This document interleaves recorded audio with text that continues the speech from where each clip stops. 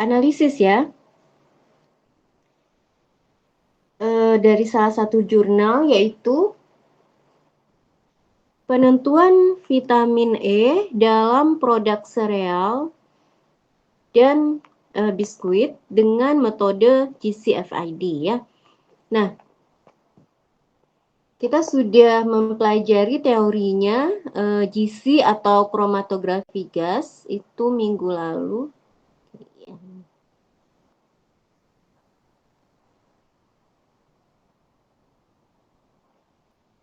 Ya, jadi metode pemisahannya itu merupakan metode kromatografi di mana ada fasa diam dan fasa gerak di situ, dan juga tapi dalam bentuk fasa geraknya itu berupa gas ya. Jadi kenapa dinamakan kromatografi gas? Karena fasa geraknya itu adalah gas. Nah, jadi prinsip pemisahannya secara kimia itu seperti itu ya. Jadi kita melihat bahan-bahan yang akan kita analisis itu sebagai bahan kimia ya, apapun bahannya gitu. Nah, jadi misalnya vitamin E itu kalau kita dalam bidang kimia itu dibilangnya alfa tokoferol ya. Kemudian kalau vitamin C asam askorbat, nah gitu ya. Nah, baik ya. Sekarang kita akan melihat bagaimana aplikasinya melakukan analisis ya di untuk GCFID ya. GCFID itu detektornya. Ya, jadi kalau FID itu kepanjangannya Flame Ionization Detector. Oke, saya coba tulis.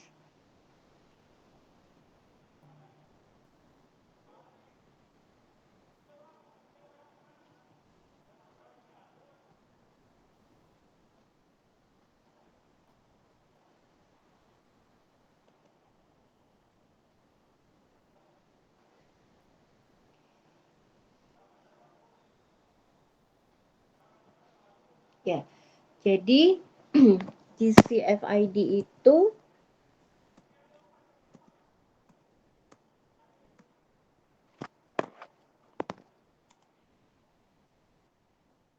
adalah gas kromatografi ya.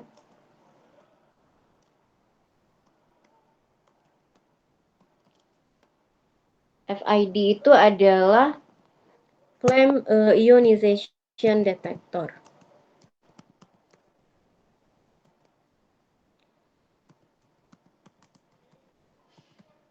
Nah, jadi prinsip pemisahannya yaitu dengan kromatografi gas dan juga nanti deteksinya menggunakan ini ya, menggunakan flame ionization detector, di mana kita tahu kalau mendeteksi itu yaitu berdasarkan sifat-sifat senyawa itu ya, senyawa atau molekul itu. Nah, jadi biasanya molekul atau senyawa itu terdiri dari atom-atom ya. Terdiri dari atom-atom. Nah, itu yang kita hitung nanti atau kita tentukan ini atom apa yang menandakan ini senyawanya apa gitu ya. Nah, juga termasuk detektor ionisasi nyala ini ya kalau dalam bahasa Indonesianya itu akan dipecah senyawa tersebut menjadi atom-atomnya ya. Di mana nanti atom-atom ini ya jumlah atomnya misalnya atom hidrokarbonnya ya, atom hidrokarbon nanti akan dipecah menghasilkan elektron ya. Jadi kalau kalian belajar di kimia dasar, atom itu terdiri dari elektron ya, ada neutron, ada proton, nah gitu. Nah, jadi nanti elektron ini yang dihasilkan dari pemecahan dengan suhu tinggi, misalnya dengan voltase suhu tinggi gitu. Nah, nanti akan menghasilkan arus ya elektron ini. Nah, arus ini nanti akan dihitung sebagai voltase. Nah, itulah yang nanti akan bisa dihitung ya, akan bisa ditentukan misalnya jumlahnya atau ini elektron apa atau ini atom apa. Nah, prinsip pendeteksiannya itu secara kimia ya, secara kimia gitu. Nah, dimana kalau senyawa kimianya berbeda, berarti atom-atomnya juga berbeda ya. Atom-atom yang menyusun asam askorbat berbeda dengan atom-atom yang menyusun retinol ya, yang merupakan vitamin A gitu, atau vitamin E yang merupakan alfa tokoferol. Nah, seperti itu ya cara alat itu mendeteksi ya. Jadi kita perlu mempelajari prinsip alat ini, bagaimana alat ini mendeteksi ya, agar memberi pengetahuan kepada kita metode apa yang cocok untuk kita lakukan analisis ya. Kelebihan dan kekurangan metode ini apa dan apakah memberikan hasil yang baik untuk analisis zat makanan yang kita tentukan. Nah, seperti itu. Nah, jadi kita perlu ya mempelajari untuk bagaimana mekanisme kerjanya, bagaimana cara memisahkan kalau misalnya dalam satu campuran itu atau dalam satu bahan makanan kita itu kan bukan hanya vitamin E, bukan hanya vitamin C, tapi juga gabungan. Nah, bagaimana alat ini bisa memisahkan dan bisa mendeteksi masing-masing itu ya, sedangkan itu adalah campuran yang mungkin susah ya dipisahkan ya, seperti itu. Nah, coba kita lihat bagaimana mendeteksi vitamin E atau alfa tokoferol pada produk biskuit dan sereal ya. Nah, ini jurnalnya dari Eropa, yaitu dari Greece ya, Yunani, di mana nanti standar untuk makanannya ya, misalnya berapa jumlah vitamin E yang memenuhi untuk kebutuhan masyarakat ya, untuk perorangan. Nah, itu ada standarnya, standar Eropa ya, ini Greece ya. Greece itu Yunani ya, University of Athens.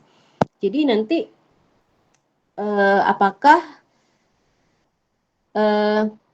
hasil analisis ini memenuhi untuk kebutuhan vitamin E untuk orang Eropa gitu ya, karena berbeda mungkin berat tubuh ya antara orang Eropa dan orang Asia.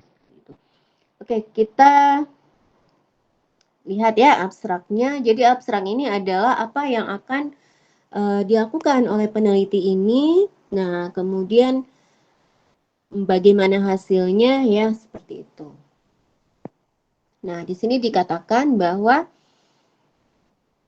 metode yang cepat ya dan juga teliti dan akurat untuk menentukan vitamin E, alfa tokoferol ya kalau bahasa kimianya,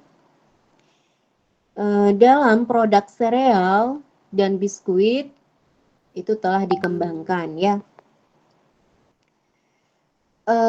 Di uncertainty atau ketidakpastian dikalkulasi atau dihitung dengan untuk pertama kalinya ya, for the first time, dan metode ini dilakukan untuk produk sereal yang bermacam-macam, produk biskuit dan sereal yang bermacam-macam yang dikarakterisasi sebagai superfood ya. Jadi ada istilahnya di sini superfood. Nah, superfood ini ya itu tadi sereal dan biskuit itu yang dianalisis itu dikatakan sebagai superfood. Kemudian limit deteksi dan juga kuantifikasinya juga ditentukan. Akurasi dan presisi juga ditentukan berdasarkan material reference certified, yaitu kodenya ini ya. Oke, sebentar nih kenapa? Oke.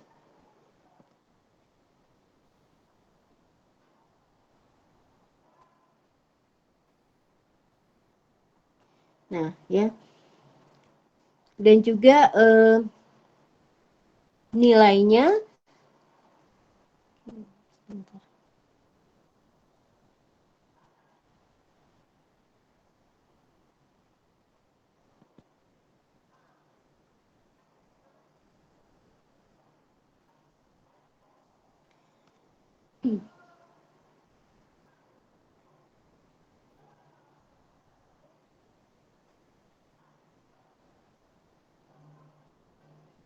ya. Dan nih, determine values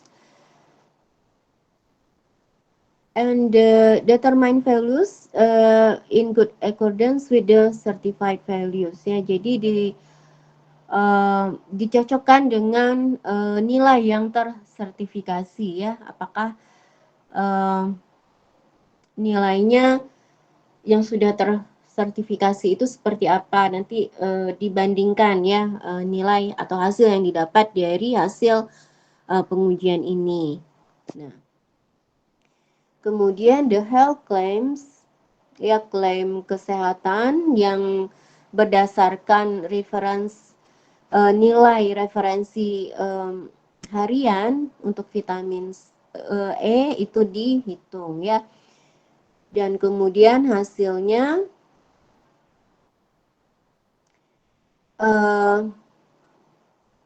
dibuktikan dari mayoritas sampel yang diuji itu ditunjukkan dalam nilai daily percentage, nilai harian persentase nilai harian yang lebih dari 15%, ya. Jadi hasil dari pengujian ini nanti dibandingkan dengan referensi yang sudah ada di negara tersebut, dan kemudian apakah cocok dengan standar, gitu, ya, standar untuk kebutuhan vitamin E. Nah, disampaikan di sini bahwa hasil yang didapatkan itu melebihi dari 15% persentase nilai harian, ya. Jadi ada batas minimal kebutuhan untuk vitamin E itu berapa miligram per gram. Nah, ini sudah melebihi 15%, ya, seperti itu. Nah, jadi ini, ya, gambaran dari hasil penelitian dari peneliti jurnal ini, ya. Nah, untuk lebih jelasnya nilai-nilai apa saja yang didapatkan, ya, kita akan lihat satu-satu, ya. Ini abstrak, jadi ringkasannya. Nah, ini adalah kita baca dulu, ya, introduction-nya, ya. Jadi vitamin E itu adalah vitamin yang larut dalam lemak yang ditemukan dalam berbagai makanan, ya, foodstuff seperti sereal, kemudian daging, telur, kemudian minyak zaitun, dan juga sayuran, ya, vegetables. Nah, vitamin E itu berada pada berbagai bentuk yang berbeda. Jadi ada alfa tokoferol, ya, beta tokoferol, kemudian gamma tokoferol, serta delta tokoferol, ya. Nah, jadi ini berkaitan dengan struktur kimianya, ya, apa beda alfa, beta, gamma, delta tokoferol itu, ya, itu berkaitan dengan struktur kimianya. Misalnya ada cabang apanya di bagian mana, ya, gitu, berbedanya di struktur kimianya, ya. Dan juga ada alfa, beta, gamma, serta delta tokotrienol, ya. Dan vitamin E ini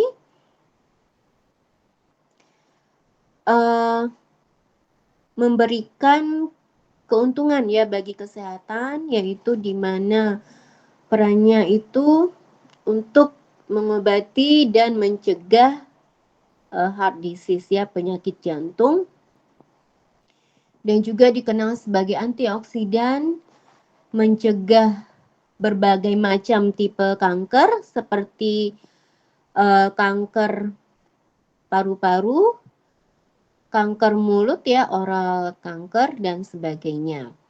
Dan juga dipercaya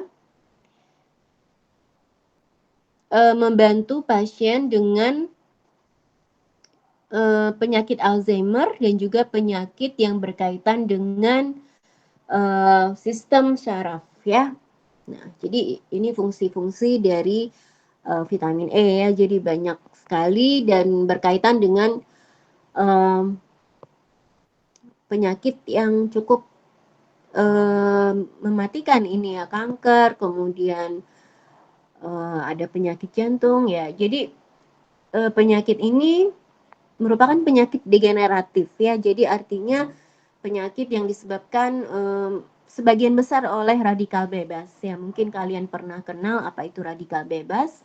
Ya, jadi radikal bebas itu adalah satu suspensi apa namanya ya, substansi kimia ya, spesi kimia yang ada di dalam tubuh kita ya. Nanti coba dilihat lagi. Jadi saya terangkan sedikit. Jadi radikal bebas itu adalah spesi kimia yang ada di tubuh kita yang dihasilkan dari proses normal ya, metabolisme. Yang pertama dari proses normal metabolisme dan yang kedua dari makanan ya. Jadi asupan makanan mungkin yang mengandung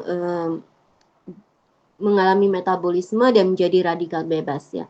Nah, radikal bebas ini secara alamiah di dalam tubuh itu bisa diatasi ya oleh antioksidan. Jadi ada antioksidan alamiah di dalam tubuh kita ya. Ada mungkin kalian kenal,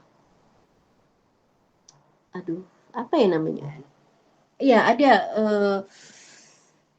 senyawa kimianya ya untuk menangkal radikal bebas dalam tubuh kita. Nah, kemudian kalau ternyata radikal bebas ini tidak bisa ditangkal atau jumlahnya melebihi ya, berlebih di dalam tubuh, maka itu menyebabkan penyakit-penyakit tadi seperti kanker gitu ya. Kemudian yang berkaitan dengan penyakit jantung ya, Alzheimer di sini dan sebagainya, yaitu awalnya dari radikal bebas itu. Nah, maka vitamin E ini untuk berfungsi itu sebagai salah satunya untuk antioksidan itu tadi ya. Nah, selanjutnya dikatakan menurut regulasi Eropa nomor ini ya 1169 garis miring 2011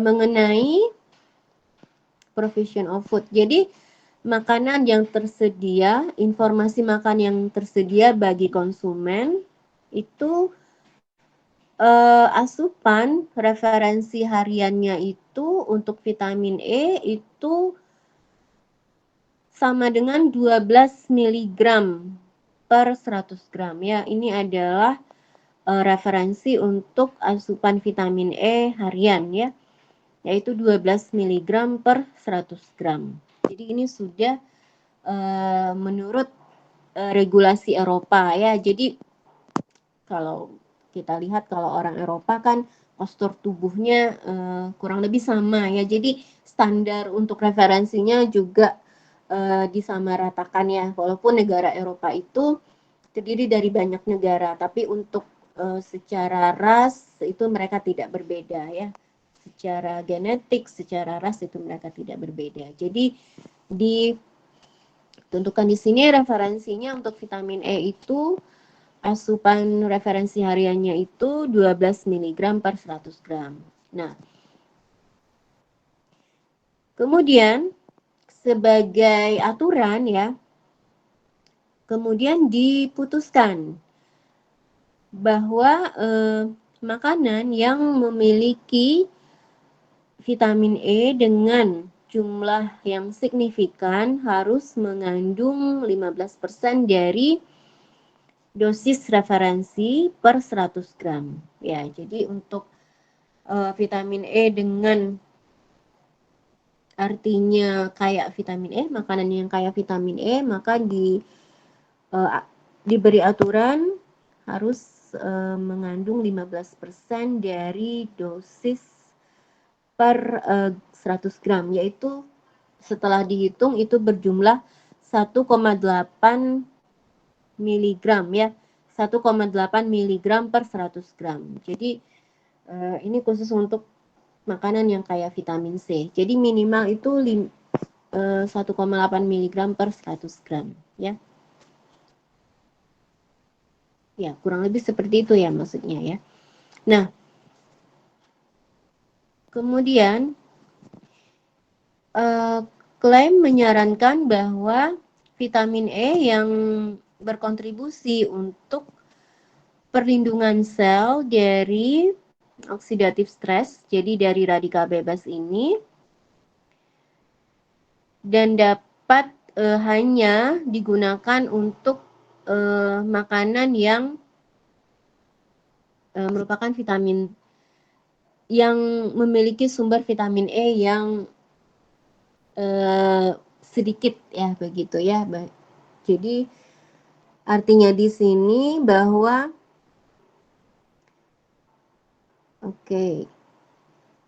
bahwa vitamin E yang berkontribusi untuk proteksi sel dari oxidative stress hanya dapat digunakan untuk vitamin untuk produk makanan yang vitamin E-nya sedikit ya. Oke, nanti kita lihat lagi apa maksudnya ya. Nah, kemudian ini menjelaskan tentang vitamin E ya, berapa kebutuhan harian. Nah, ini masuk kepada bahan makanannya ya. Bentar.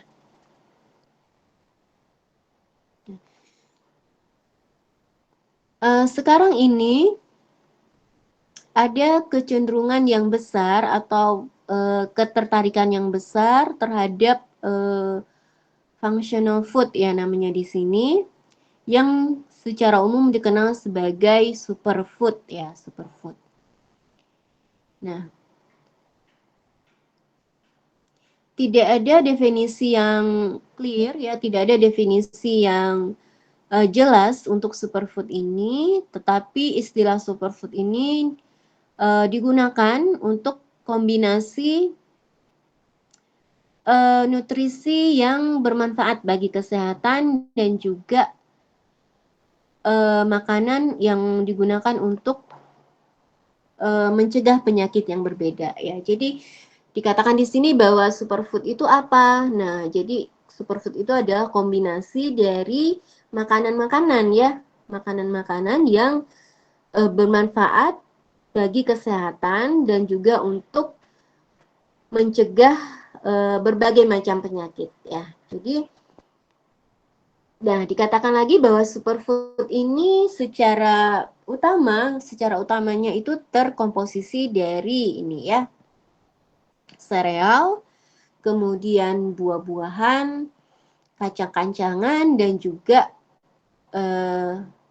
minyak nabati ya, minyak nabati seperti minyak zaitun atau minyak, kalau di luar negeri itu ada minyak biji bunga matahari. Nah, itu makanan-makanan yang mengandung itu dikatakan superfood ya. Jadi yang mengandung sereal, kemudian buah-buahan, kacang-kacangan, dan juga vegetable oil atau minyak nabati ini.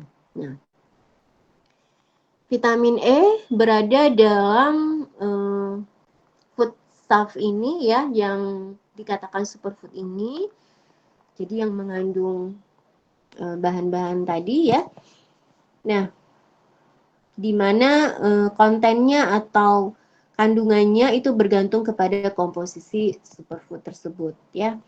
Nah, untuk alasan ini merupakan kepentingan yang besar ya, manfaat yang besar untuk menentukan kandungannya secara akurat ya, secara appropriate, akurat untuk komponen-komponen makanan yang berbeda ini, yang ditujukan untuk ya mendapatkan dosis harian yang direkomendasikan untuk vitamin E ya, tanpa mengubah cita rasa dari makanan tersebut ya. Jadi kenapa penting dilakukan untuk salah satunya vitamin E ya, tentu juga ada vitamin yang lain yang dikandung oleh superfood ini. Nah, tetapi karena superfood ini memiliki kandungan bahan yang berbeda-beda ya, seperti tadi minyak nabati, kemudian kacang-kacangan. Nah, itu dikatakan di jurnal ini penting ya untuk menentukannya secara akurat jumlah vitamin E-nya untuk memberikan dosis harian yang direkomendasikan. Nah, itu pentingnya ya dilakukan pengujian ini. Nah, gimana kalau di negara Eropa mungkin ya superfood ini sangat-sangat populer ya di masyarakatnya, artinya banyak dikonsumsi, maka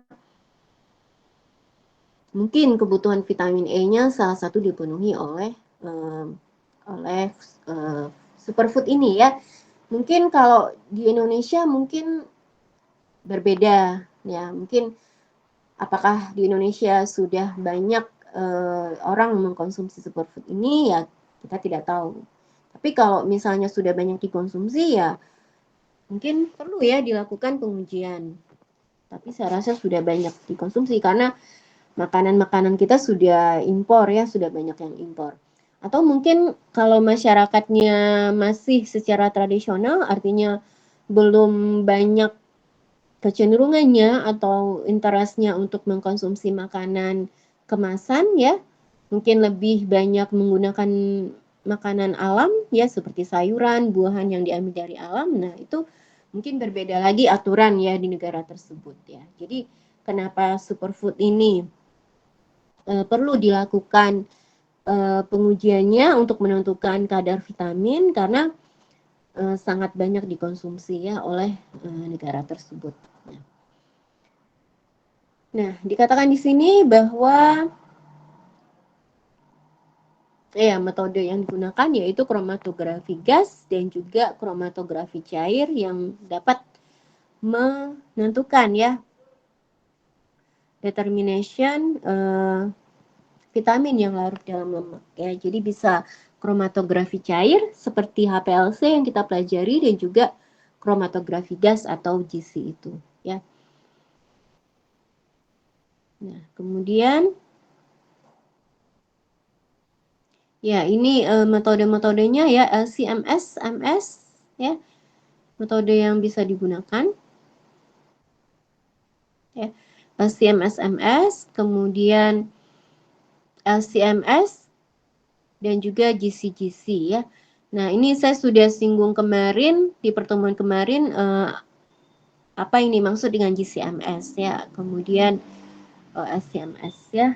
Nah, jadi MS ini merupakan spektroskopi massa di mana mendeteksi bahan makanan kita itu atau senyawa kita itu berdasarkan fragmen ya, lagi-lagi berdasarkan atomnya atau pemecahan atomnya ya. Jadi itu adalah metode yang paling akurat saat ini, yang paling update saat ini ya, yaitu MS ini, GCMS ataupun LCMS ya.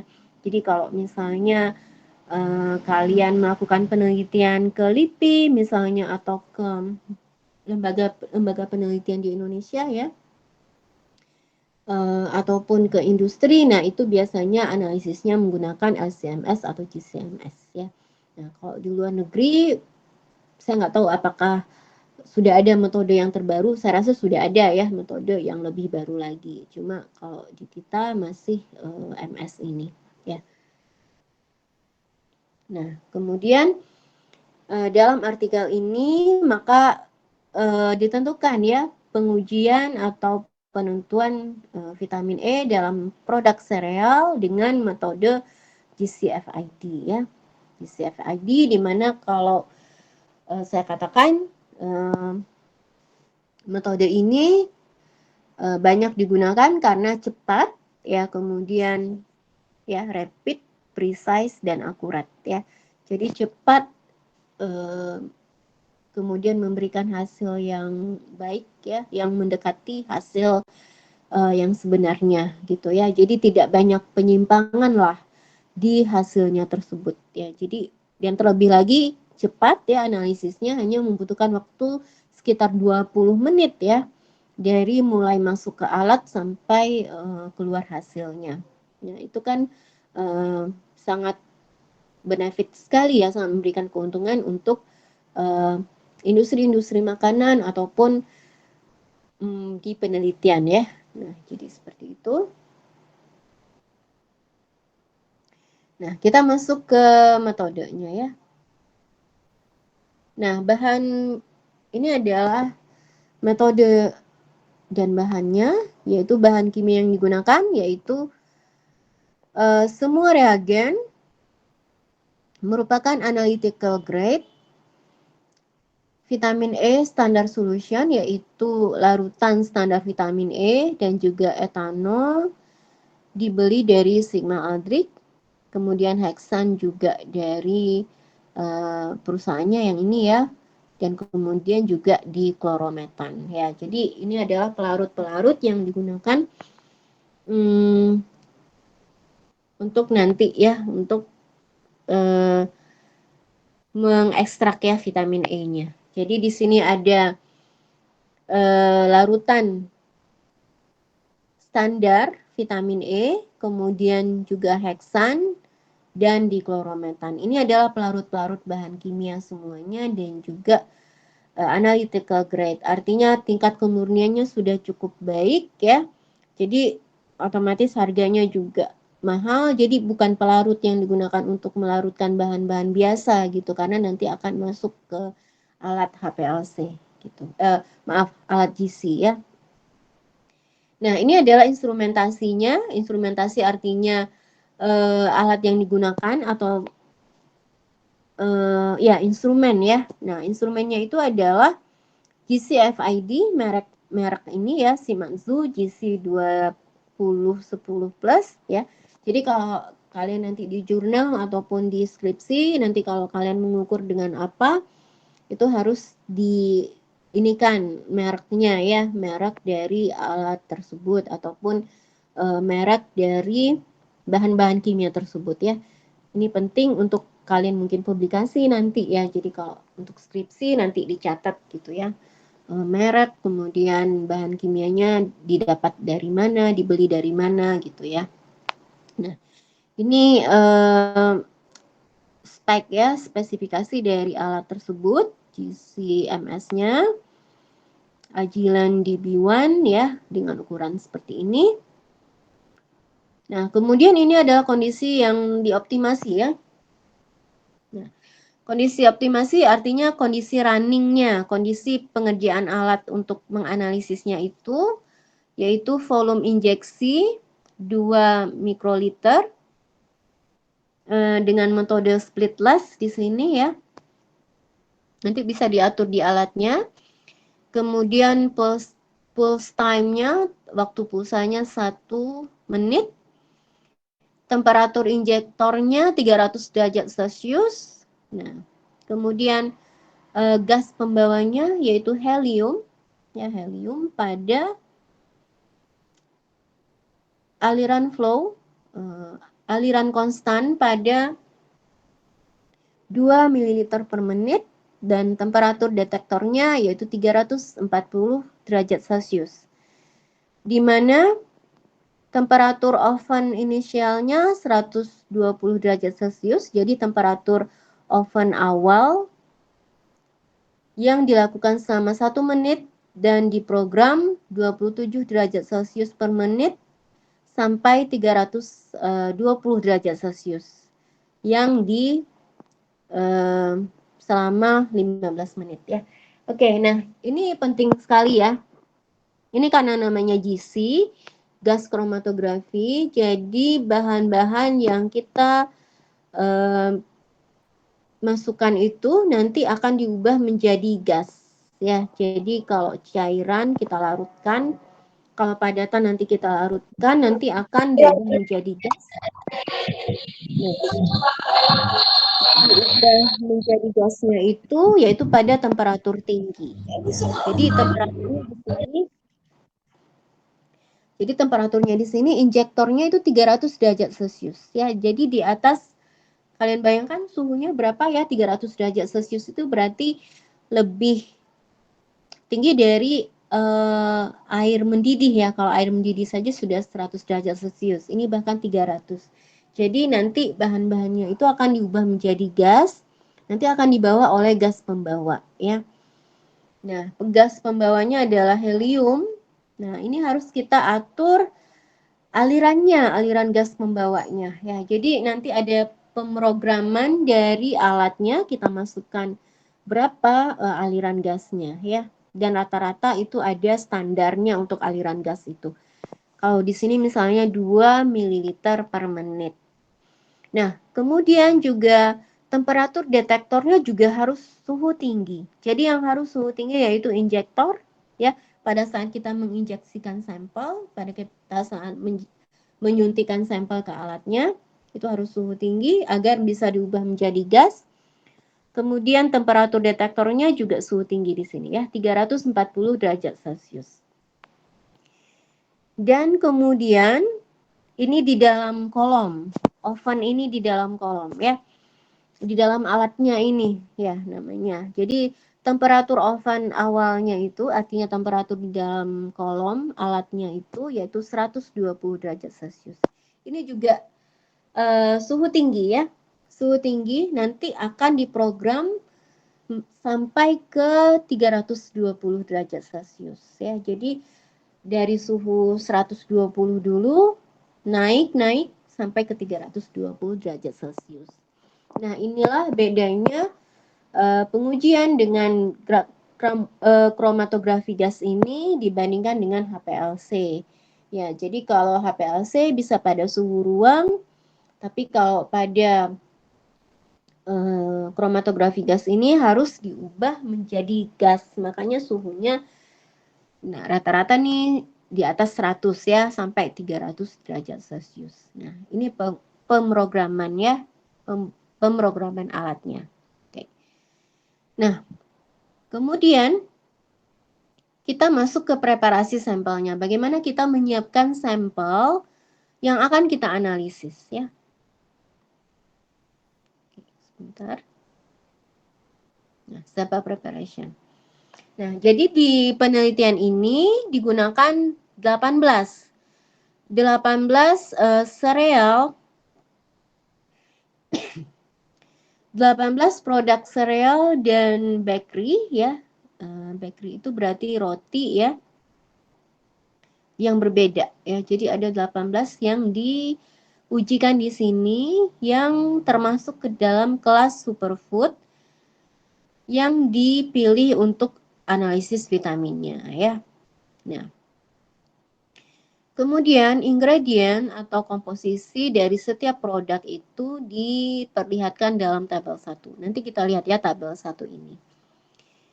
Nah, sebanyak 18 produk sereal dan produk bakery ini kemudian di milk dan dihomogenisasi. Ya, jadi di blender lah ya, di blender dihancurkan, kemudian dihomogenisasi. Jadi dihomogenkan ya, dihomogenkan. Jadi ada alatnya ya seperti itu. Jadi dipecah, dihancurkan. Kalau misalnya yang kebayang sama kita mungkin di blender seperti itu, kemudian dihomogenisasi ya, ditambah pelarut ya. Nah, kemudian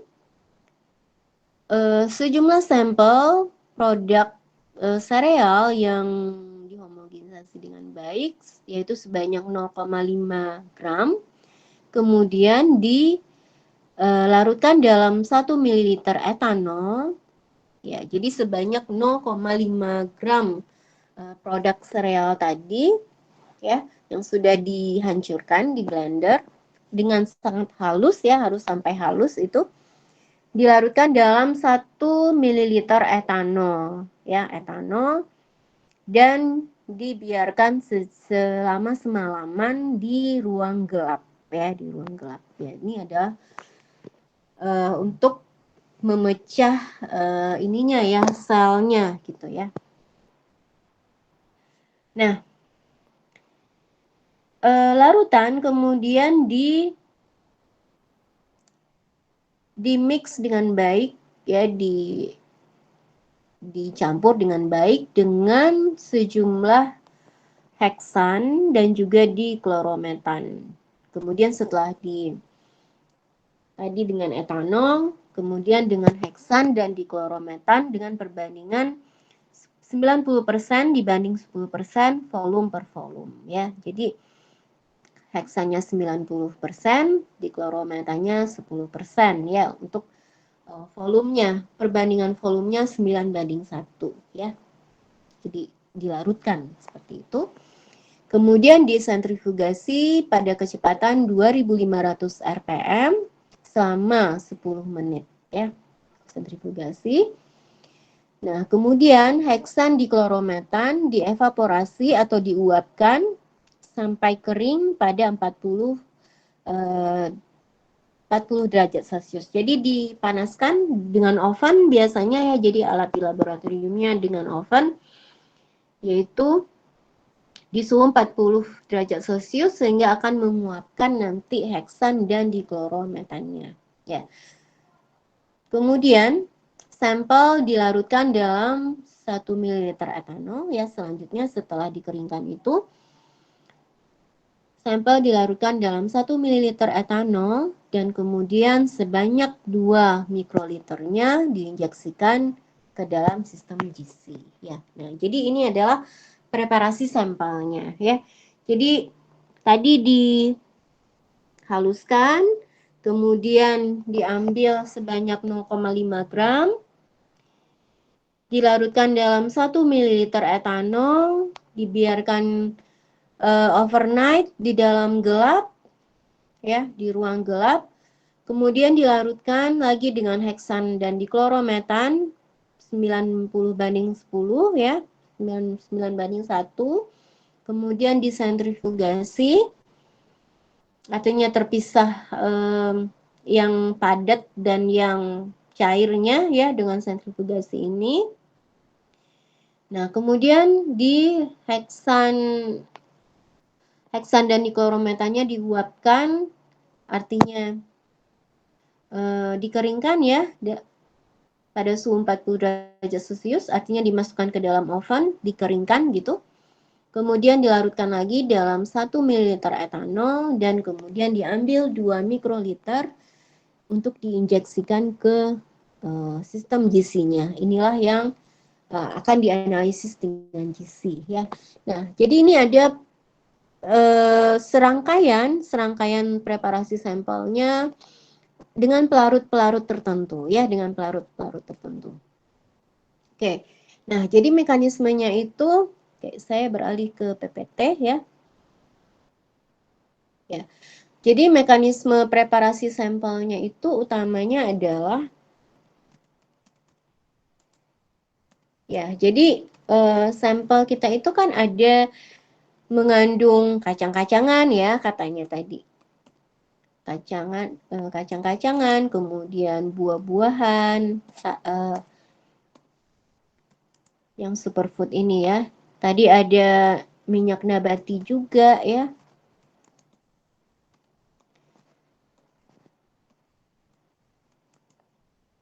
Sereal ya, sereal. Nah, ini semuanya adalah tumbuhan ya, tumbuhan. Jadi kacang itu tumbuhan, buahan itu tumbuhan, minyak nabati juga ya. Kalau minyak zaitun, nah itu kan juga berasal dari tumbuhan. Kemudian sereal. Nah, ini kan semuanya termasuk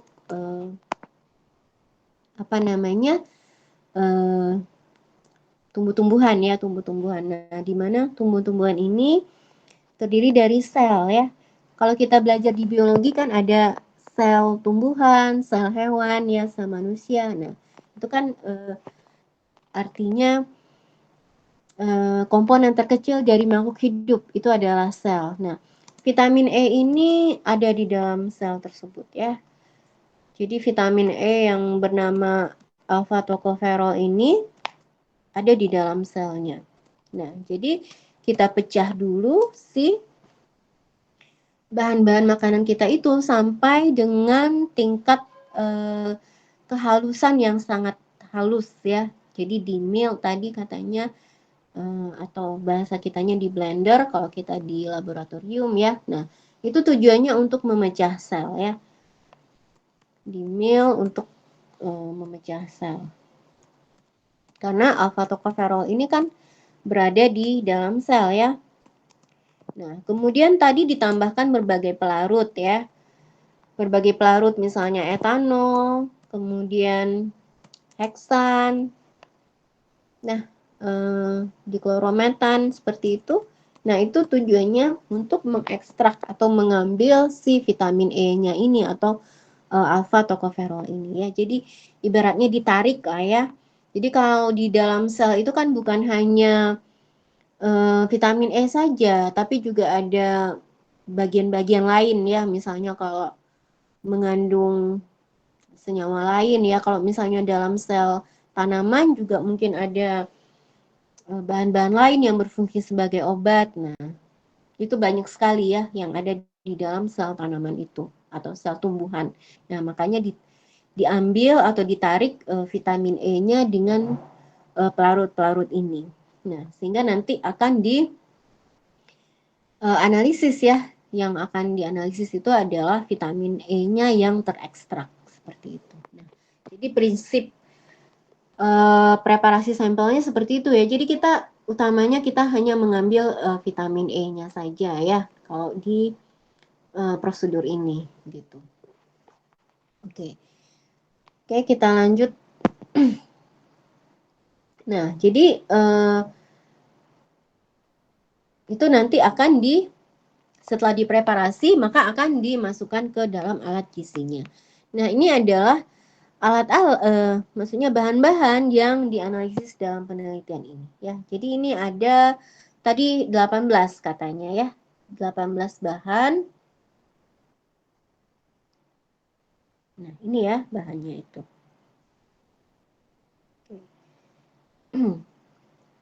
Oke, sebentar. Jadi ini tipe sampelnya ya. Kemudian ada kode sampelnya. Kemudian ada ingredientnya. Dan ini adalah komposisi dari alpha tocopherolnya dalam miligram per kilogram. Jadi ini sudah artinya sudah pernah dilakukan penelitian oleh orang lain ya. Jadi bukan dari hasil penelitian ini. Kemudian persen daily value-nya. Jadi persen kebutuhan hariannya berapa ya. Nah, di sini jenis-jenis bahan makanannya yaitu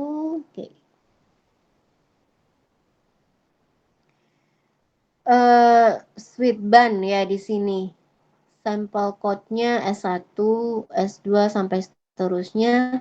Ini sweet bun. Sweet bun itu roti manis ya kalau bahasa kitanya ya. Jadi produk-produk bakery yang manis itu namanya sweet bun. Nah, jadi itu macam-macam di sini ya katanya. Jadi misalnya ada produk satu itu S1, produk yang lainnya juga merupakan roti yang lain atau merek yang lain itu dikodekan dengan S2, S3 dan sebagainya. Jadi ada beberapa macam sweet bun yang diujikan di sini ya. Jadi ada 12 sweet bun. Nah, ini ingredientnya ya. Ini misalnya ada oat dan honey. Jadi ada madu dan sereal ya. Kemudian ada plum, buah plum ya. Kalau di Eropa ini sangat populer. Kemudian ada buah kurma di sini. Nah, kalau fixnya apa ya? Nanti coba kita lihat. Nah, kemudian juga ada yang di S3 ini, di sampel S3 ini ada coklat, buah bilberry, kemudian raspberry ya. Ini adalah komposisi dari perusahaannya mungkin ya, dari industrinya. Kemudian ada nut itu kacang-kacangan ya. Kalau di Eropa itu kacang almond, kemudian kacang, banyak sekali ya jenis kacang-kacangannya. Kacang almond, kacang macam-macam tuh kalau buat kue itu ya. Jadi sangat banyak ya, tidak sama dengan di Indonesia gitu. Kemudian ada orange, ada jeruk, ada molase ya komposisinya. Kemudian ada ini sama nut dan coklat. Kemudian ada forest fruit.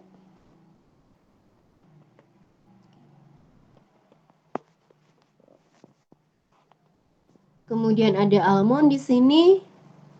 Ada raisin itu kismis. Ya, jadi macam-macam di sini ya, ada cinnamon, ada apel, juga ada ya plum, nut dan dates ya. Jadi macam-macam ininya ya komposisinya.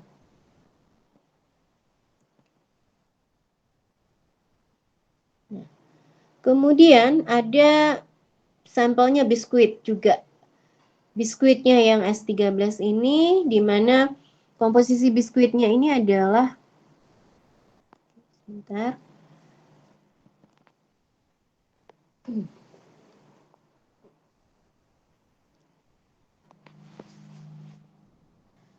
Oke. Tadi komposisi biskuitnya itu wheat ya. Wheat itu tepung.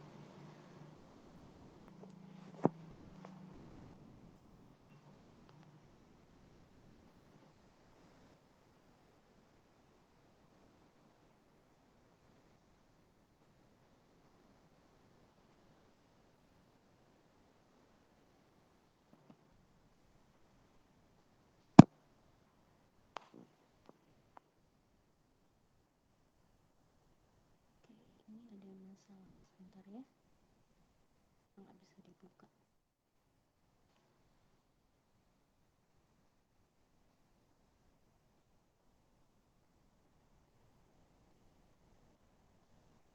Ini.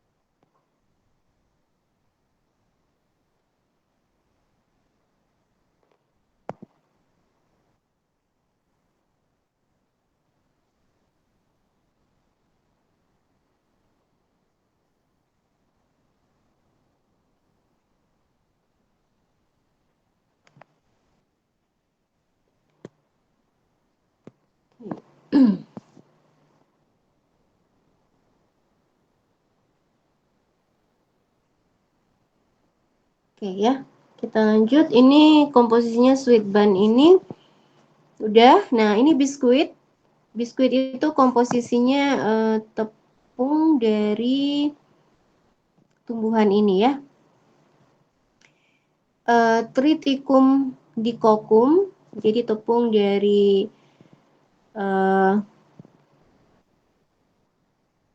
ya sejenis mungkin saya nggak tahu, kalau di kita mungkin yang paling banyak itu tepung singkong mungkin ya. Nah, ini adalah tumbuhannya gitu ya. Kemudian juga komposisinya ada vanila ya, biskuit ini.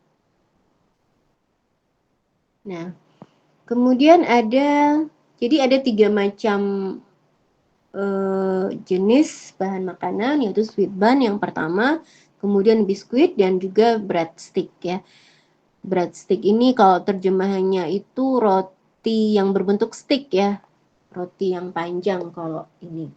Ini roti panjang. Nah, kalau sweet bun ini roti seperti roti burger gitu ya. Nah, itu namanya sweet bun. Jadi bun itu menyerupai seperti sanggul lah. Jadi bentuknya itu seperti sanggul gitu ya. Jadi itu dinamakan sweet bun ya. Jadi semacam roti burger gitu bentuknya. Nah, kalau breadstick ini rotinya yang panjang ya.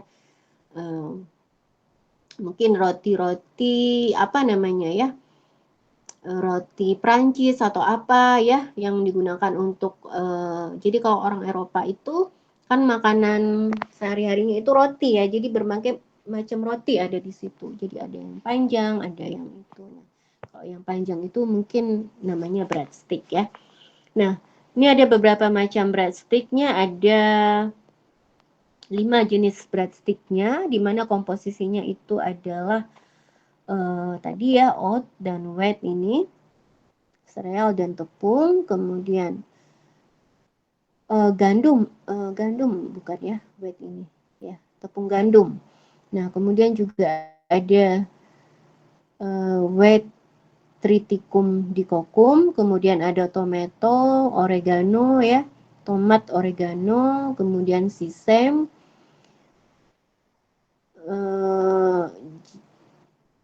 apa ya sesame ini? Jintan apa ya? Sesame oil ya, sesame oil. Kemudian juga ada mengandung sayur-sayuran ya, juga kemudian biji-bijian gitu ya, whole grain ini. Nah, jadi berbagai macam komposisinya di sini. Artinya bahan penyusun dari bahan makanan ini macam-macam, tapi nanti akan ditentukan dari berbagai macam ini vitamin E-nya seperti apa ya. Nah, ini juga macam-macam ya. Jumlah dari alfa tocopherolnya dari berbagai macam produk ini, dan kemudian kebutuhan daily value-nya itu persennya 12,5% ya. Jadi 12,5% untuk ini sebanyak ini sudah memenuhi untuk kebutuhan vitamin E gitu ya. Nah, itu produk-produk yang digunakan. Nah, kemudian ini adalah metode-metode analitisnya. Jadi ada limit of detection. Jadi ini adalah metode analitis, limit of detection, kemudian limit of quantification. Jadi nanti ada metode analisisnya yang di mana itu misalnya standar deviasi. Nah, itu secara analitik itu ada, artinya apakah nilai yang kita dapatkan itu kan ini ada 18 sampel ya. Nah, nanti akan dilihat apakah nilai-nilai tersebut atau hasil-hasil pengujian itu bisa diterima ya, artinya apakah memenuhi syarat analitik lah ibaratnya. Nanti ada lagi perhitungannya ya, karena ini jumlah sampelnya banyak ya, kemudian pengujiannya bukan hanya satu kali misalnya. Nah, itu ada syarat-syarat di analisisnya, misalnya limit of detection, limit of quantification, di mana data ini bisa dipenuhi, artinya bisa dipercaya lah, seperti itu ya. Nah, kemudian ini adalah hasilnya ya. Oke, kita ini aja.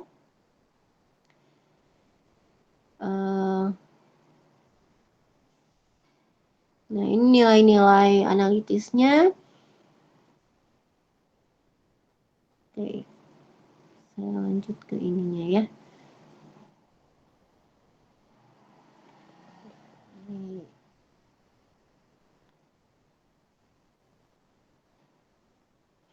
Ya, nanti kita lanjut ke hasilnya berapa vitamin E yang didapatkan. Oke, sebentar. Ini komputernya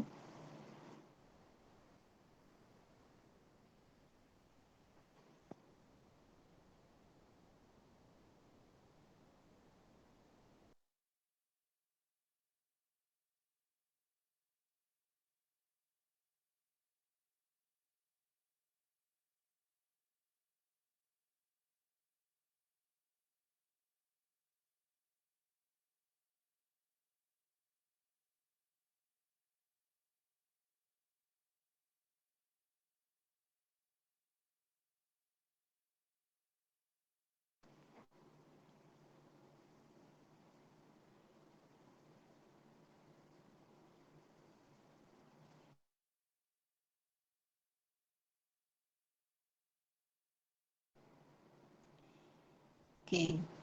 Nah, ini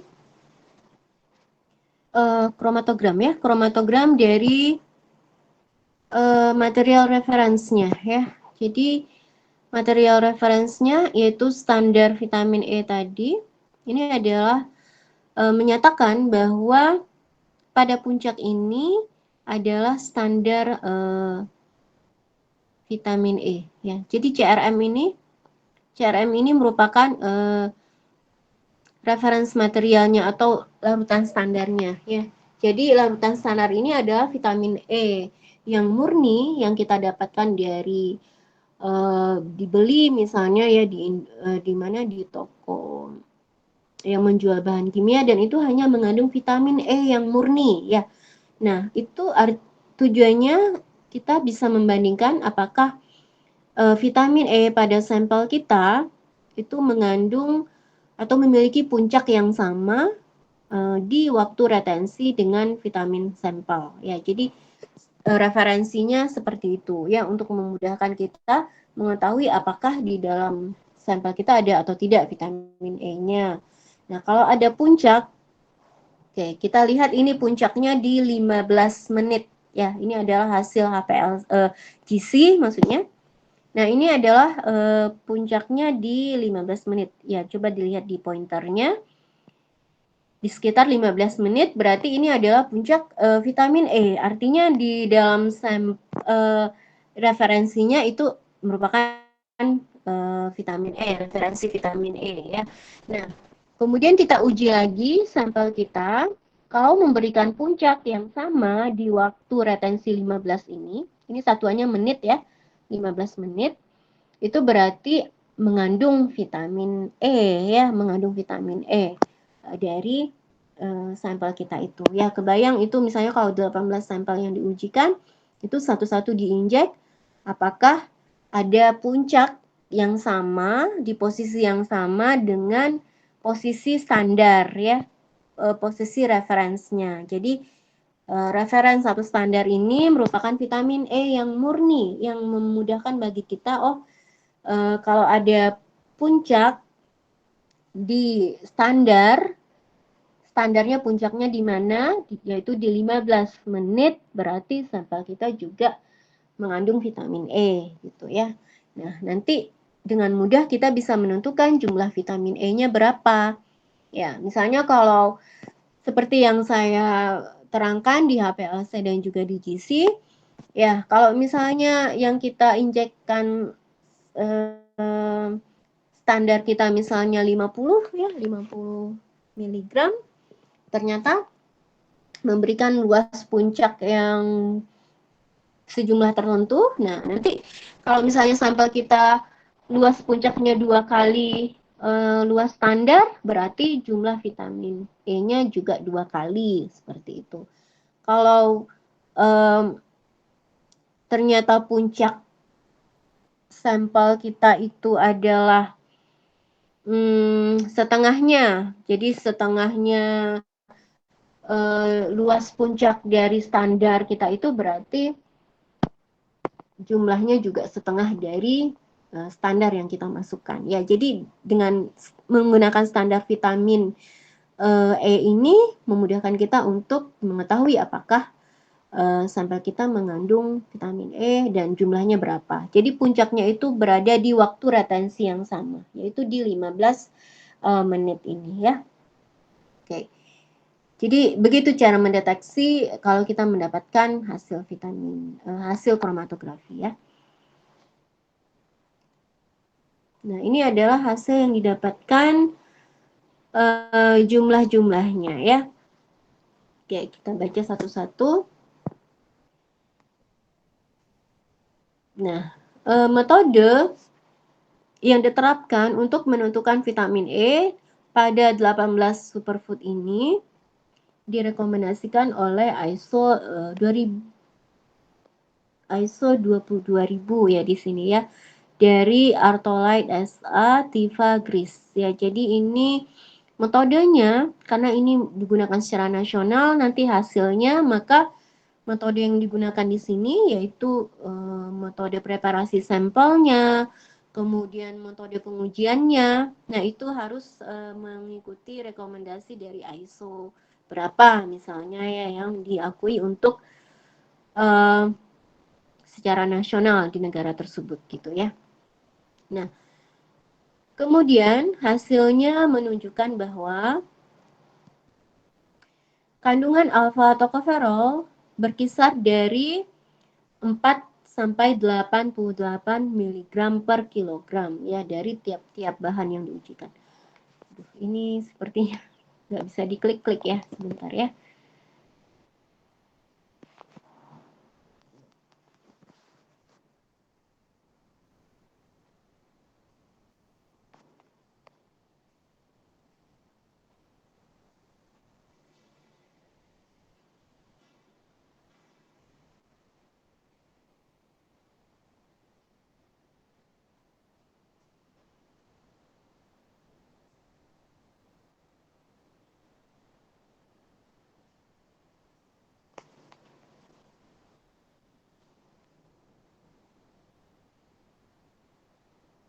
Oke.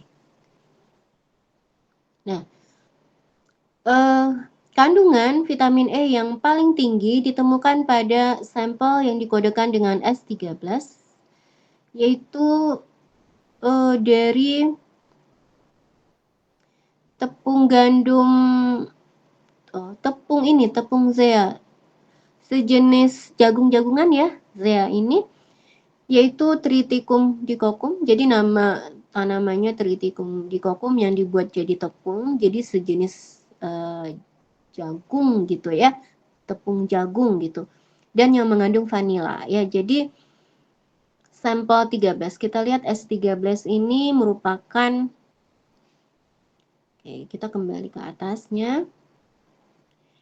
S13 itu merupakan biskuit ya, biskuit yang mengandung tepung Triticum dicoccum dan juga vanila ya, dan itu adalah hasil yang paling banyak. Oke, ini sepertinya hasil pengujiannya ya, yaitu tadi 88 ya. Oke, ini adalah hasil pengujian dari jumlah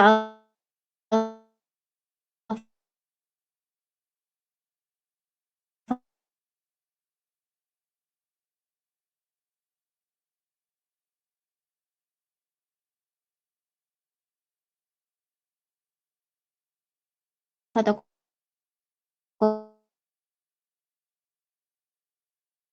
tocopherolnya, yaitu yang paling tinggi yaitu yang biskuit S13 tadi, yang kurma ya, itu 60 mengandung vitamin E-nya. Kemudian selanjutnya 50 yang mengandung almond, sweet bun yang mengandung almond ya. Nah, ini adalah yang tertinggi, 3 tertinggi, yaitu di mana biskuit yang mengandung tepung jagung tadi, kemudian almond dan juga kacang-kacangan yang mengandung ini 3 jenis bahan ini ya. Jadi itu yang paling tinggi. Nah, yang paling rendah itu adalah sweet bun yang S2 ya, di mana kandungan alfa tocopherolnya itu hanya 4 mg per kilogram. Itu terdiri dari plum, figs dan juga kurma ini ya. Nah, ini paling rendah. Kemudian kalau dua paling rendah 10 ini ya. 10 ini adalah sweet bun S10 di mana mengandung sereal dan juga nuts ya. Jadi dari berbagai macam ini ya ditentukan berapa jumlah alfa tocopherolnya. Oke, saya kembali ke sini.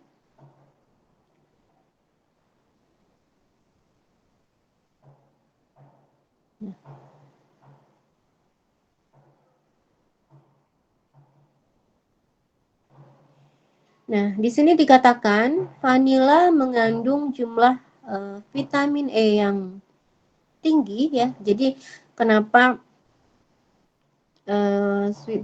biskuit yang tadi mengandung vanila dan juga tepung jagung Triticum dicoccum tadi mengandung vitamin E yang paling tinggi, ternyata itu sumber vitamin E-nya juga itu vanila, di mana vanila itu mengandung vitamin E yang tinggi itu sampai 54 mg per kilogram ya vanila itu. Nah, juga tepung Triticum dicoccum ini juga mengandung vitamin E yang tinggi di mana 10 mg per kilogram. Jadi kedua-duanya vanila maupun Triticum dicoccum ini menyumbang vitamin E yang tinggi terhadap biskuit ini ya. Nah, dikatakan di sini it seems that temperatur selama membuat biskuit ini tidak menyebabkan hilangnya vitamin E. Jadi kalau biskuit ini kan dipanggang pada suhu tinggi dan ternyata dari hasil pengujian itu tidak menyebabkan rusaknya vitamin E disebabkan oleh pemanggangan ya pada suhu tinggi biskuit ini ya. Jadi suhu tinggi pada bahan-bahan makanan itu juga akan menyebabkan rusak vitamin tersebut. Ya kalau sudah rusak tentu tidak berfungsi lagi untuk memenuhi kesehatan ya. Oke, kemudian hasil yang sama juga dilaporkan sama pembuatan roti ya yang dilaporkan oleh jurnal ini. Jadi dikatakan di sini bahwa suhu tinggi untuk membuat roti dan juga biskuit tidak menyebabkan hilangnya vitamin E. Kemudian konten atau kandungan vitamin E yang paling rendah itu didapat pada sweet bun yang terbuat dari plum, figs, dan juga dates, dan juga kurma, yaitu sampel S4, di mana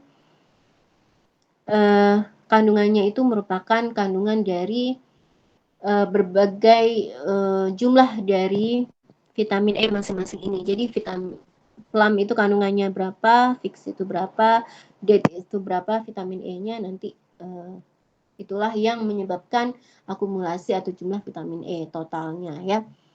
Nah, kemudian semua superfood yang mengandung kacang-kacangan dan almond memberikan kandungan vitamin E yang tinggi karena nut atau kacang-kacangan itu umumnya dikenal sebagai yang kaya vitamin E ya. Nah, kemudian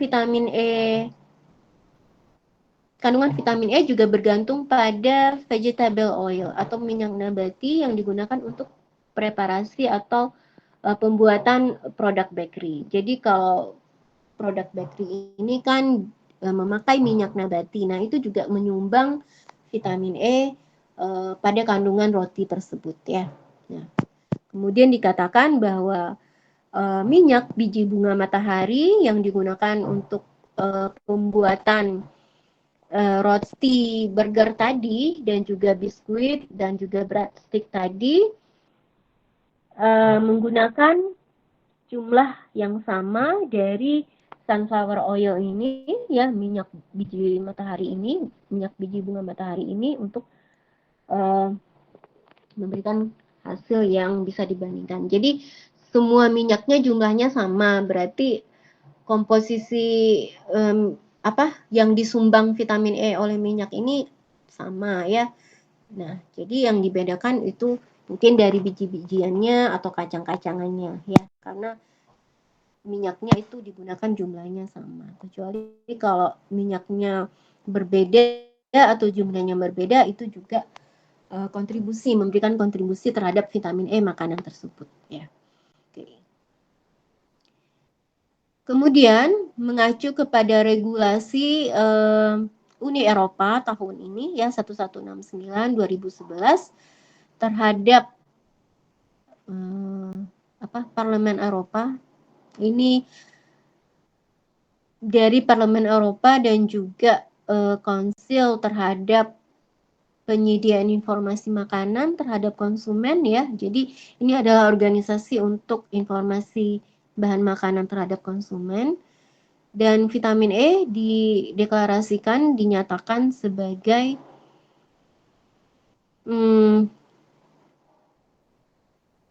Yes, vitamin A may be declared on the foodstuff according to their nutrient reference intake. Jadi artinya intake vitamin E di sini, kebutuhan harian vitamin E dinyatakan oleh organisasi ini. Artinya organisasi ini yang berwenang untuk menentukan atau menguji vitamin E pada makanan, termasuk salah satunya di superfood ini. Nah, jumlah yang signifikan dari vitamin yaitu 15% ya dari nilai referensi ya yang menurut aturannya. Jadi 15% dari referensi ini memenuhi ya untuk kebutuhan vitamin E. Nah, kebutuhan harian vitamin E ini kalau 15%-nya dari 120 mg per kilogram yaitu sama dengan 15 mg per kilogram ya. Jadi ini standar untuk negara tersebut ya. Oke, sebentar. Nah, kemudian juga ada kontribusi vitamin E berapa yang dibutuhkan untuk mencegah penyakit ya, yaitu mencegah perusakan sel oleh stres oksidatif oleh radikal bebas tadi ya, yaitu lebih dari 15% ya. Jadi kalau untuk kebutuhan sehari-harinya 15%, tapi untuk pencegahan penyakit itu level vitamin E-nya harus lebih dari 15%. Nah, kemudian dikatakan bahwa menyajikan 100 gram dari sampel S1, S2, S9, S10, dan S11, nah tidak bisa memberikan klaim spesifik kesehatan ya. Jadi di sini dijelaskan tadi apa sampel S1 itu apa, S2 itu apa, S9 itu apa. Jadi kalau mengkonsumsinya sebanyak 100 gram itu belum memberikan klaim kesehatan yang spesifik. Artinya kalau untuk pencegahan penyakit itu belum bisa gitu ya. Nah, kemudian untuk sweet bun dengan plum, nut, dan date tadi yang merupakan sampel S12 ya. Kemudian biskuit dengan tepung jagung dan vanila atau yaitu sampel S13 itu, nah ini bisa digunakan ya. Ini bisa digunakan untuk klaim kesehatan tadi. Artinya untuk pencegahan terhadap radikal bebas. Ya, jadi karena vitamin E-nya kandungannya sudah lebih dari 15%. Jadi dengan mengkonsumsi 35 gram atau sebanyak satu biskuit ini dapat memberikan tadi ya klaim kesehatan. Ya, jadi di sini informasinya lengkap ya. Jadi kalau kita makan sebanyak satu biskuit ini yang jumlahnya 35 gram itu ternyata bisa untuk pencegahan penyakit. Dan tidak semua biskuit seperti itu ya, tergantung komposisinya ya. Jadi kalau di sini kita harus makan biskuit merek apa nih atau mengandung komposisi apa sehingga kita bisa memenuhi vitamin E untuk pencegahan penyakit tadi yang untuk menangkal radikal bebas tadi ya. Jadi ini informasinya sangat bagus dan sangat lengkap ya. Jadi misalnya kalau biskuit ini, biskuit salah satu jenis biskuit atau salah satu jenis roti ini hanya terdiri dari satu jenis komposisi bahan saja dan di mana vitamin E pada bahan tersebut misalnya apa almond misalnya ya itu kandungan vitamin E-nya ternyata tidak mencukupi misalnya. Nah, tapi ternyata pada biskuit lain yang vitamin E-nya lebih banyak karena komposisinya bahannya itu lebih banyak dan masing-masing mengandung vitamin E yang lebih banyak juga. Nah, itu ternyata bisa untuk memenuhi kebutuhan terhadap kesehatan ya untuk pencegahan penyakit tadi. Nah, ini sangat penting ya. Jadi orang nggak perlu membaca ininya, diberitahukan makan biskuit ini saja atau merek ini saja ternyata bisa gitu. Jadi sudah diarahkan konsumen untuk mengkonsumsi vitamin ini untuk kebutuhan harian sebaiknya apa, tapi untuk pencegahan penyakit ini harus komposisinya lebih besar gitu ya. Nah ini bagus sekali ya datanya yang dikeluarkan oleh negara ini ya, negara Yunani ini untuk memberikan informasi kepada konsumen ya yang nggak paham mungkin nilai-nilai berapa jumlah vitamin E yang dibutuhkan gitu ya. Tapi mungkin kemudian melihat komposisinya saja itu sudah bisa ya atau diarahkan ke produk ini gitu ya. Nah, di sini kesimpulannya bahwa GCFID yang digunakan untuk menguji kandungan vitamin E pada bahan makanan tersebut fit for purpose, artinya memenuhi syarat dari segi presisi dan akurasi, dari ketepatan data dan juga ketelitiannya ya. Dan kemudian dari hasilnya bahwa mayoritas produk sereal itu merupakan kayak vitamin E yang tadi sweet bun, kemudian breadstick, tapi komposisinya juga tadi bagus-bagus ya, ada kurma, misalnya ada raisin, kismis, tepung jagung, kacang-kacangan ya. Jadi itu semua kayak vitamin E ya. Jadi mungkin berbeda dengan roti-roti yang kita di Indonesia, kita nggak tahu apa ya. Jadi sebaiknya memang komposisi rotinya itu bermacam-macam sehingga juga kayak vitamin E ya. Saya nggak tahu kalau roti di Indonesia itu seperti apa. Tapi kalau di luar negeri ini sudah macam-macam ya komposisinya. Jadi ada tadi almond juga ya, nut kacang-kacangan gitu. Nah, kemudian health claim untuk vitamin E yang spesifik untuk regulasi komisi ini ya untuk kesehatan tadi bisa digunakan atau bisa dikonsumsi untuk mayoritas sampel ini ya. Jadi untuk kebutuhan harian atau untuk pencegahan penyakit tadi bisa menggunakan sampel-sampel yang diuji di sini ya. Jadi ini bisa sebagai bahan referensi, oh ternyata yang mengandung vanila, roti yang mengandung vanila atau yang mengandung apa tadi tepung jagung atau yang mengandung almond itu memenuhi untuk syarat kebutuhan vitamin E untuk penyakit dan juga kebutuhan harian ya. Kemudian dikatakan bahwa vanila dan nut, vanila dan kacang-kacangan itu memberikan jumlah vitamin E yang berlebih dalam produk bakery, di mana produk bakery itu hanya mengandung fruit, buah dengan konten kandungan vitamin E yang lebih rendah ya. Jadi kandungan vitamin E-nya yang rendah dari buah-buahan tapi dipenuhi oleh vanila dan juga kacang-kacangan ya. Jadi informasi yang diberikan seperti itu ya dari hasilnya.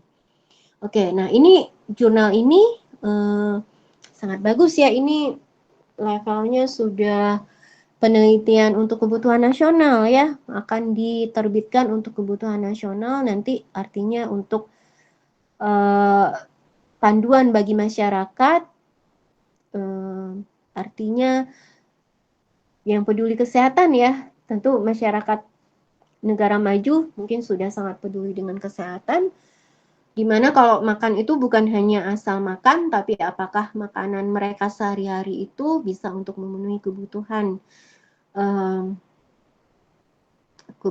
harian mereka akan vitamin E, dan juga yang kedua untuk bisa untuk mencegah penyakit tadi ya, penyakit Alzheimer, penyakit kanker seperti itu. Nah, jadi ini kalau di negara maju saya rasa sudah sangat bagus ya.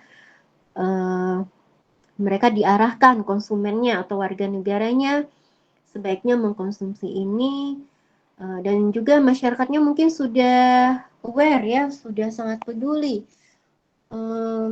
Jadi mereka sebelum makan roti itu baca dulu komposisi rotinya gitu ya. Jadi oh ternyata roti ini kandungan bahannya bagus nih untuk kesehatan, maka saya beli gitu. Nah itu mereka sudah aware sampai ke situ ya, mereka sudah peduli. Mungkin negara kita masih belum ya, saya rasa ini masih belum. Mungkin negara Indonesia mungkin belum merata ya tingkat pendidikan masyarakatnya ya, karena mungkin yang masih memperhitungkan kesehatan itu mungkin hanya orang-orang yang mengerti saja atau orang-orang yang uh, care terhadap kesehatan ya, yang sudah diedukasi dengan kesehatan, ataupun orang-orang yang disarankan oleh dokternya mungkin ya untuk mengkonsumsi produk ini. Nah, tapi kalau masyarakat biasa itu kan masih belum sadar akan hal itu ya. Jadi yang dicari itu hanya misalnya makanan yang enak saja atau makanan yang murah gitu ya, tapi tidak mempedulikan apakah cukup kandungan vitaminnya atau yang lainnya atau zat gizi yang lainnya ya, bukan hanya vitamin saja.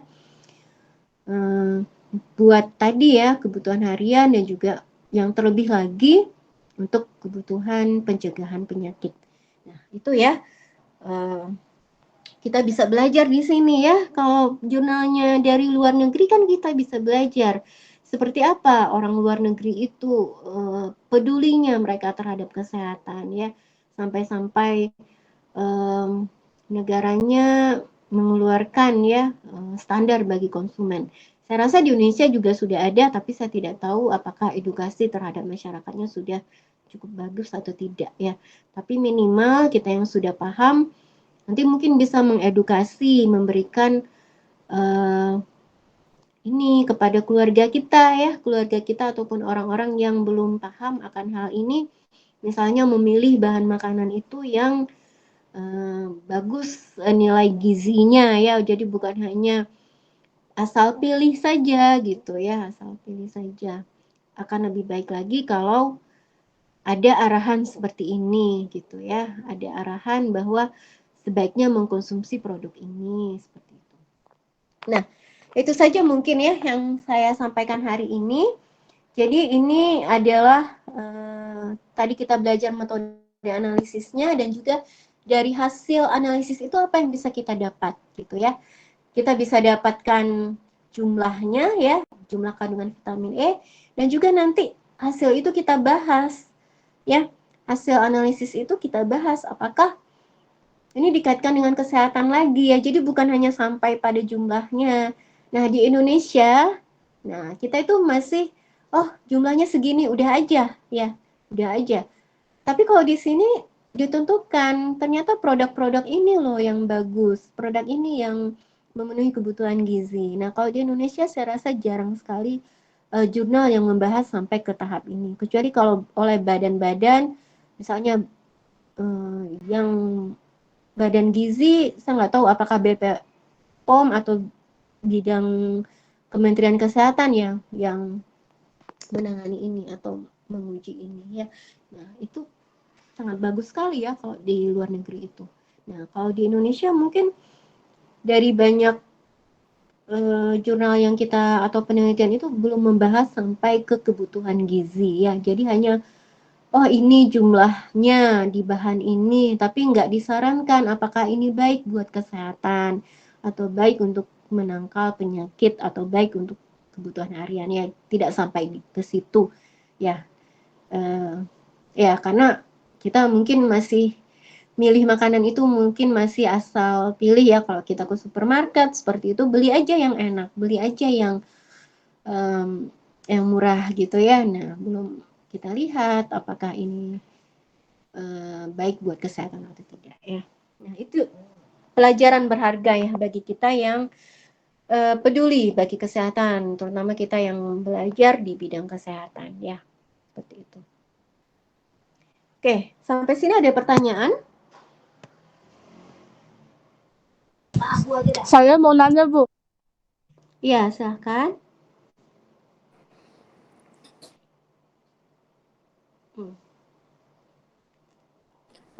Saya Nadia Pusbasari mau bertanya, Bu.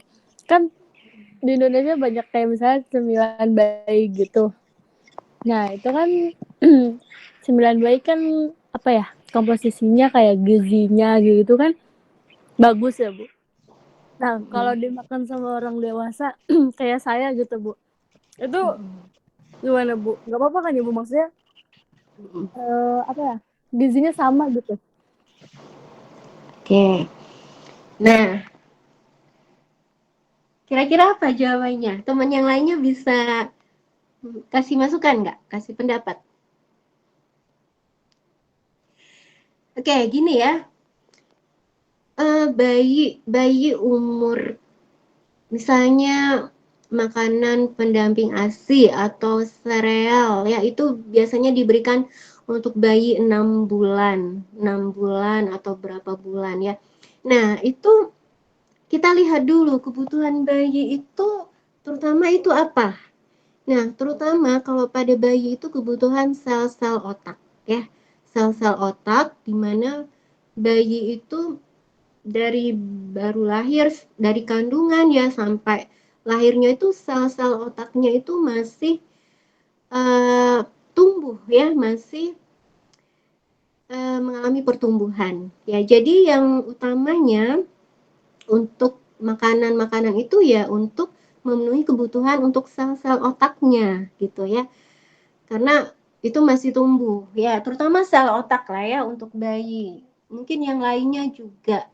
Nah, misalnya kenapa makanan untuk anak kecil atau bayi itu sampai nanti pertumbuhannya anak-anak juga masih butuh ya untuk pertumbuhan sel otak itu banyak mengandung misalnya omega 3 ya yang bagus untuk pertumbuhan sel otak atau lemak ya lemak. Nah, itu disesuaikan dengan hal tersebut.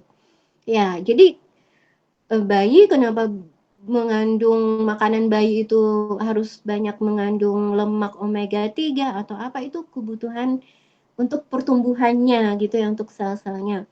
Nah, kalau dewasa kemungkinan tubuh kita sudah tumbuh dengan baik semuanya ya termasuk sel otak kita gitu ya.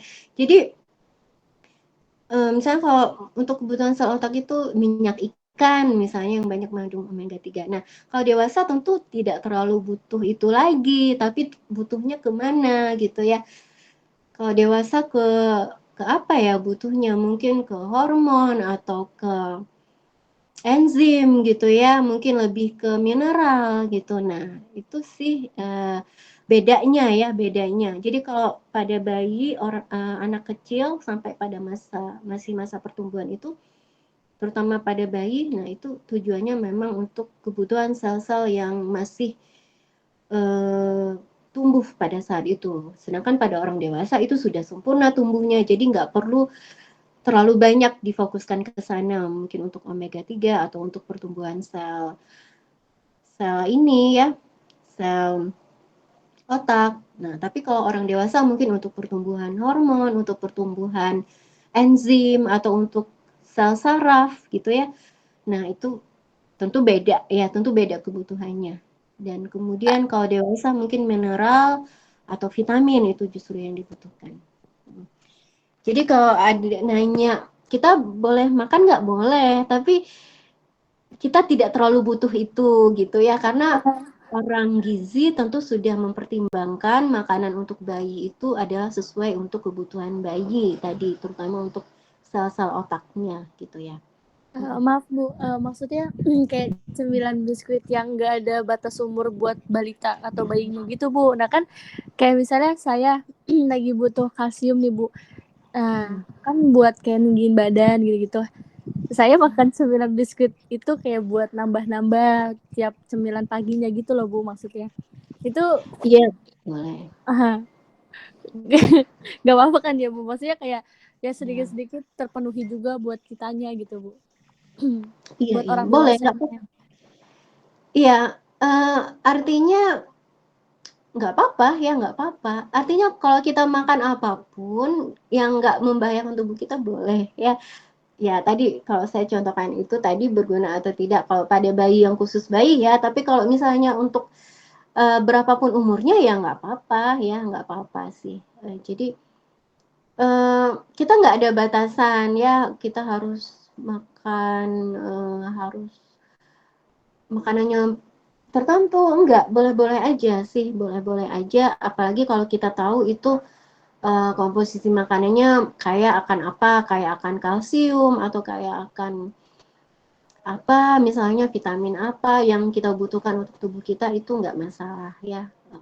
Tapi mungkin jumlahnya seberapa ini yang kita butuhkan. Nah, itu kan perlu misalnya advice atau konsultasi gizi lagi ya. Kalau misal kita betul-betul untuk tujuan tertentu nih, untuk tujuan kesehatan, misalnya menyembuhkan penyakit atau mungkin untuk diet atau apa. Nah, itu untuk jumlahnya mungkin kita harus advice ke gizi ya, misalnya membutuhkan konsultasi dengan gizi. Tapi kalau misalnya itu boleh-boleh aja ya untuk sehari-hari kita makan, untuk ini juga nggak apa-apa. Karena ya kalau misalnya saya pribadi ya saya buah apa saya juga makan gitu ya. Jeruk atau apa sama kita tahu oh ini jeruk ini baik bagi kesehatan untuk kandungan vitamin C atau misalnya buah yang lain ya itu nggak masalah ya. Tapi kalau untuk ini tertentu untuk tujuan penyembuhan penyakit atau apa, nah itu konsultasi dengan gizi. Ini terkait jumlah ya, jumlahnya apakah memenuhi atau tidak. Jadi nggak apa-apa kita yang selama itu makanannya ini ya nggak masalah ya kita ini gitu. Oke, Kalau ada oke. ya. Kalau cemilan yang buat dewasanya Bu, ada nggak? Maksudnya apa gitu mereknya? Kan rata-rata kan kalau cemilan kayak gitu buat bayi tuh rata-rata ya Bu. Kan kalau yang dewasa gitu ada nggak ya Bu? Harusnya ada. Maksudnya cemilan yang bukan di toko, kalau misalnya kita ke supermarket itu kan banyak cemilan. Maksudnya cemilan khusus atau apa? Cemilan khusus dewasa Ya gitu.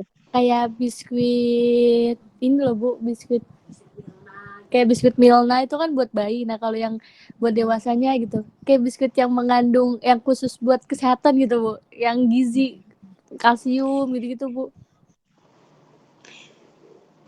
Iya, iya. Kalau sekarang itu kan klaim dari industri itu misalnya biskuit ini apa misalnya mengandung misalnya nih Soy Joy misalnya ya. Itu mengandung adalah biskuit kesehatan katanya. Nah, kita kita lihat aja, kita ini lihat aja komposisinya gitu. Karena kita udah apakah benar nih Soy Joy ini misalnya bermanfaat bagi kesehatan apa aja komposisinya? Misalnya di situ ada katanya klaimnya itu apa ya Soy Joy itu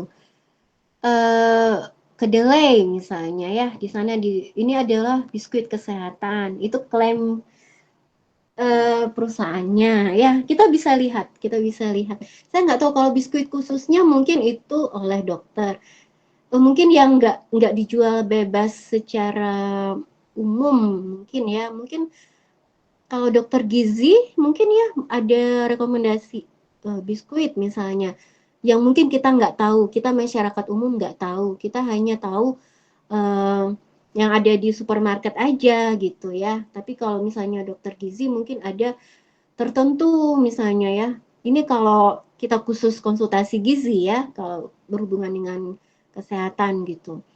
Nah, tapi kalau di mana di supermarket, saya juga nggak tahu ya, karena saya uh, bukan dokter ahli gizi juga ya. Mungkin ini paham. Tapi kalau kita lihat klaim-klaim dari industrinya bahwa makanan ini baik buat kesehatan, ya kita lihat aja apakah komposisinya itu kita tahu baik.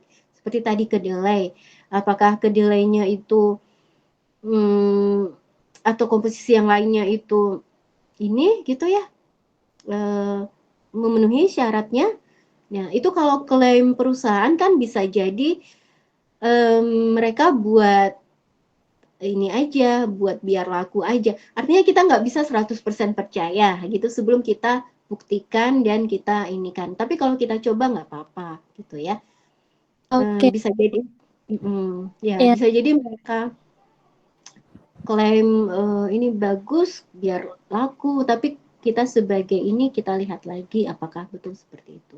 Ya, jadi itu. Berarti kalau biskuit-biskuit yang nggak diperjualbelikan bebas tuh kan kayak misalnya dari Kalbe yang khusus puskesmas gitu-gitu.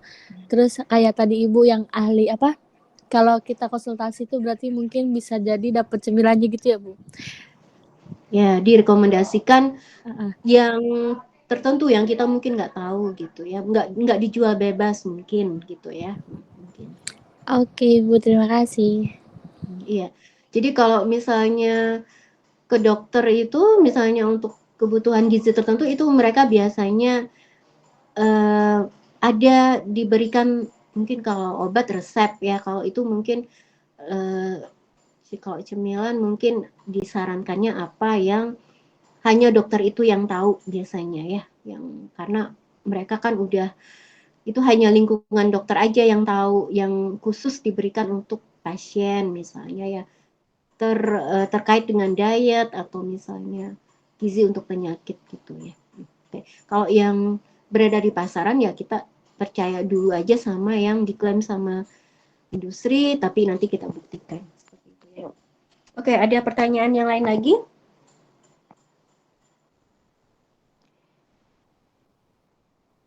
Oke, ya kita nggak tahu ya kalau produk-produk makanan yang dijual bebas tuh apakah sesuai nggak kebutuhan gizi kita? Kita nggak tahu. Kecuali kalau udah ada data di sana bahwa ini sesuai loh dengan kebutuhan gizi harian atau apa ya. Itu mungkin bisa kita percaya gitu ya. Oke. Baik Bu. Oke, itu aja mungkin pertemuan kita hari ini.